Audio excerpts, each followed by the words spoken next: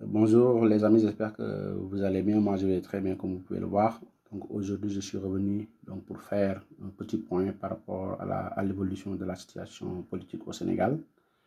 Et pour rappel, comme vous le savez, depuis le 20 janvier, après la publication par le Conseil constitutionnel de la liste définitive des candidats devant concourir à l'élection présidentielle de 2024, un parti de l'opposition qui s'est vu son candidat recalé, en l'occurrence donc le parti PDS,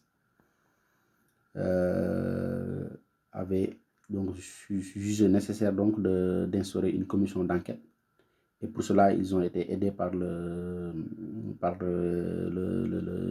pouvoir en place. Donc, ils avaient donc instauré une commission d'enquête visant à enquêter sur donc les allégations qu'ils avaient émises à l'encontre, d'abord aussi, il faut le dire, du Premier ministre qui est le candidat du pouvoir en place, donc d'avoir corrompu donc quelques membres du Conseil constitutionnel. Donc depuis lors, le président avait jugé nécessaire donc d'abroger le décret convoquant le corps électoral, ce qui par conséquent avait suspendu complètement le processus électoral. Et que la nouveauté est que hier soir, le Conseil constitutionnel a décidé donc tout simplement d'annuler donc cette loi et ce décret dont l'odeur inconstitutionnelle donc se sentait donc à 1000 lieues, et tout en laissant donc à l'État donc de fixer une nouvelle date. Et il a précisé aussi qu'il est impossible donc vu donc le temps qu'on a perdu donc de respecter, de pouvoir encore organiser les élections qui devaient se tenir le 25 février. Donc, mais tout en donc laissant donc à l'État donc de fixer une nouvelle date dans les meilleurs délais, ce qui est un terme un peu ambigu, mais je pense que le meilleur délai s'inscrit donc bien dans le périmètre du temps qui reste au président de la République. Donc, il est compétent jusqu'au 2 avril en tout cas de fixer une nouvelle date des élections. Je pense que s'il ne le fait pas, donc au-delà de cette date, il ne sera plus compétent à cet effet.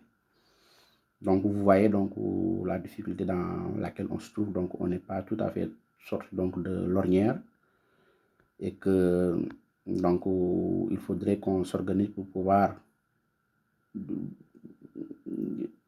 organiser les élections, excusez-moi la répétition, donc avant en tout cas le 2 avril, ce qui est visiblement un peu matériellement, et ce qui avec le temps qui nous est imparti un peu difficile.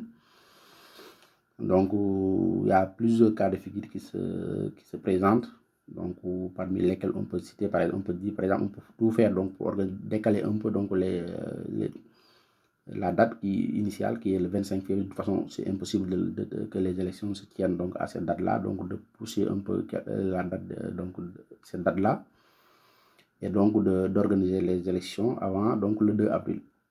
Soit donc à partir du 2 avril donc il y aura une vacance donc du pouvoir, parce que le président de la République ne serait plus président de la République.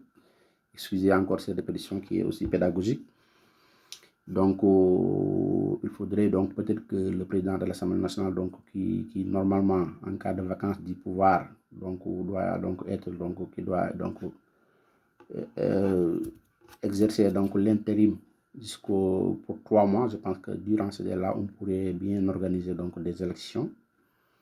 Donc il y a plusieurs cas de figure qui se promettent. Pour l'instant, on est là, donc on ne sait pas qu'est-ce qu'on doit faire exactement, mais ce qui est sûr, c'est que donc le Conseil et c'est salutaire, et c'est à saluer, parce que vraiment le décret et cette loi-là avaient complètement violé donc la Constitution, ce que tout le monde déplorait. Donc là, le Conseil constitutionnel vient donc de rétablir donc le droit.